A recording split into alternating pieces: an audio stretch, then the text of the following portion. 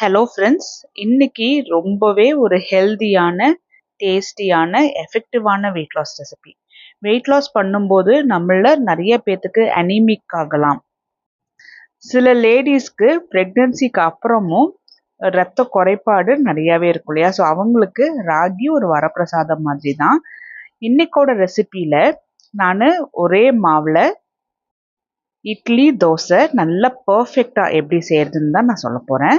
இதுக்காக நான் 1 டம்ளர் ராகி எடுத்திருக்கேன். ராகியில் அதிகப்படியான கால்சியம், ஃபைபர், அயன் இருக்குது.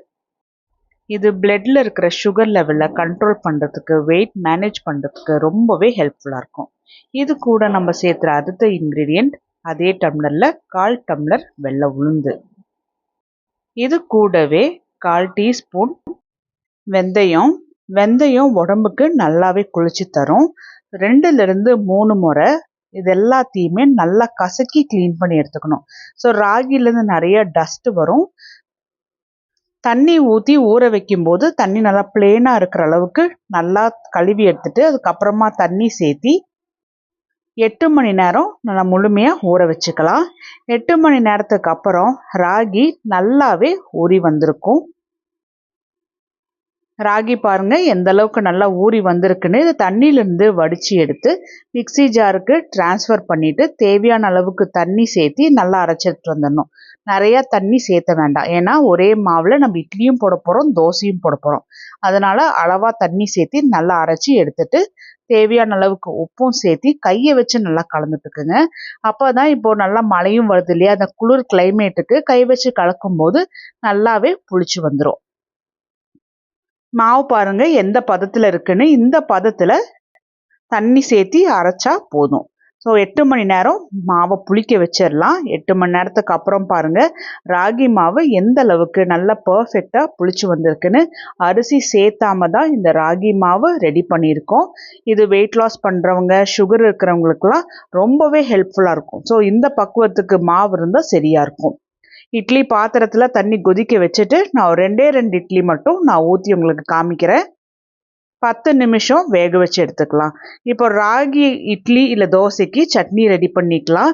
2 துண்டு தேங்காவை சின்ன சின்னதாக கட் பண்ணி போட்டுக்கலாம். ஒரு சின்ன துண்டு இஞ்சி, 1 பல்லு பூண்டு, 1/4 டீஸ்பூன் ஜீரகம், தேவையான அளவுக்கு கல்லுப்பு, காரத்துக்காக 2 பச்சை மிளகா. இது கூட நான் கொஞ்சமாக கருவேப்பிலையும் சேர்த்திக்கிறேன். எப்பெல்லாம் உங்களுக்கு முடியுமோ அப்பெல்லாம் கருவேப்பிலை சேர்த்தி நல்லா அரைச்சி எடுத்துக்கோங்க. இது கூட 1/4 கப் பொட்டுக்கடலையும் சேர்த்தி நல்லா அரைச்சிட்டு அதுக்கப்புறமா தேவையான அளவுக்கு தண்ணி சேர்த்தி நல்லா அரைச்சி எடுத்துகிட்டு வந்துடுங்க. அப்போ தான் துப்பி துப்பியாக இருக்காது, நல்லா இது போல் அரைச்சி வந்துடும். நீங்கள் விருப்பப்பட்டீங்கன்னா தாளிச்சிக்கலாம். நான் இன்னைக்கு தாளிக்காமல் தான் சாப்பிட போகிறேன். இதே மாவில் நான் தோசையும் உங்களுக்கு போட்டு காமிக்கிறேன். தோசை தவா நல்லா சூடானதுக்கு அப்புறமா ஒரு குழிக்கரண்டி அளவுக்கு மாவு எடுத்து நல்ல மெல்லிசாக ஊற்றி எடுத்துக்கலாம். மொந்தமாக ஊற்றணுங்கிற அவசியம் இல்லை. இந்த தோசைக்கு நான் 1/4 டீஸ்பூன் அளவுக்கு நெய் எடுத்து லைட்டாக அப்படியே ஊற்றி விட்டுக்கிறேன். ஸோ நெய் நம்ம சேர்த்தும் போது அதுவுமே நல்ல ஹெல்த்தியாக இருக்கும். டயட் இருக்கீங்கனாலுமே பரவாயில்ல, கண்டிப்பாக நெய் உங்களுக்கு பிடிக்கும் அப்படின்னா சேர்த்திக்கோங்க. ஒரு பக்கம் வெந்ததுக்கு அப்புறமா இன்னொரு பக்கம் திருப்பி போட்டு 2 பக்கமும் நல்லா வேக வச்சு நல்லா இது போல் எடுத்துக்கலாம். 2 பக்கமும் பார்த்தா நல்லா வெந்து மொறுமொறுப்பாக இருக்குது.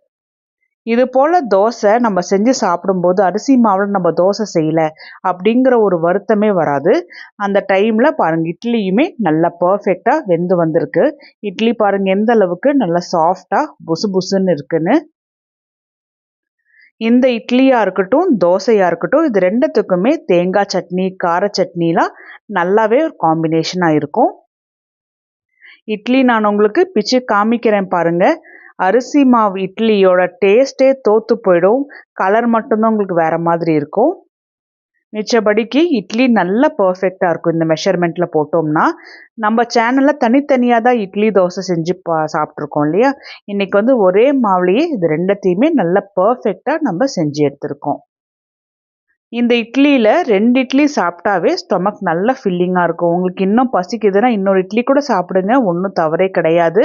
வெயிட்டே போடாது, ஏன்னா அரிசி சேர்த்தவே கிடையாது. ட்ரை பண்ணி பார்த்துட்டு சொல்லுங்கள்.